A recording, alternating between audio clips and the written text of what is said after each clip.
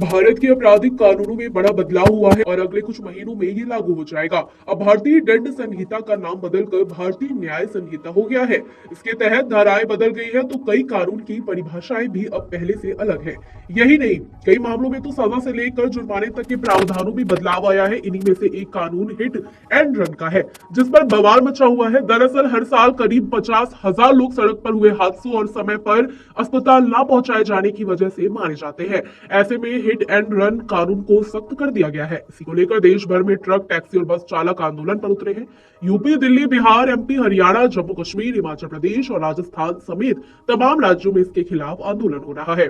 बसों और ट्रकों के चक्के जाम है और पेट्रोल तक की किल्लत होने लगी है। आइए जानते हैं इस कानून में ऐसे क्या प्रावधान है जिनसे देश भर में गाड़ी वालों के होश उड़ गए हैं और वे आंदोलन पर उतर आए हैं। दरअसल हिट एंड रन कानून को नई बनी भारतीय न्याय संहिता के सेक्शन 104 में समाहित किया गया है। इसके अनुसार यदि गलत ड्राइविंग या फिर लापरवाही के चलते यदि किसी व्यक्ति की मौत हो जाती है तो फिर वाहन चालक को अधिकतम 7 वर्ष की सजा होगी और जुर्माना भी लगेगा।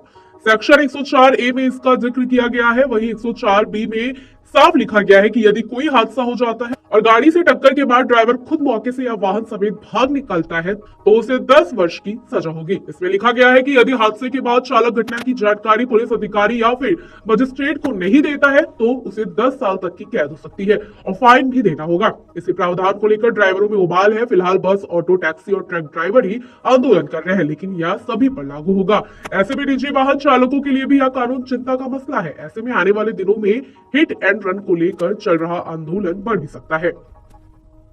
कानून के जानकारों का कहना है कि हिट एंड रन को लेकर नए सख्त प्रावधान एक चुनौती बढ़ा सकते हैं। दरअसल इसमें कहा गया है कि हादसे के बाद वाहन चालक को पुलिस या मजिस्ट्रेट की जानकारी देनी होगी। यदि वह पीड़ित को मारकर छोड़कर भाग जाता है तो 10 साल तक की कैद होगी और फाइन लगेगा।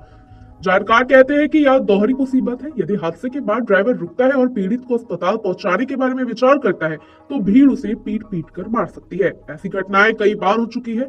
अब यदि वह नहीं रुकता है तो फिर 10 साल की सजा होगी। इस तरह यह कानून दो धारी तलवार हो सकता है और इसी वजह से विरोध जारी है।